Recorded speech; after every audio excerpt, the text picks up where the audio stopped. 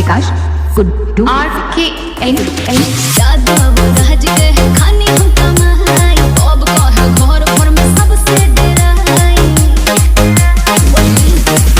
यादव राज के खानी हम कमाई अब कह घर पर में सबसे डराई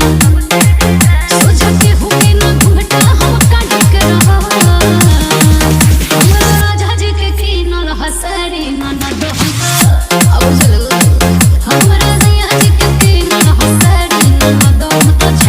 चल विकास गुड्डू RKN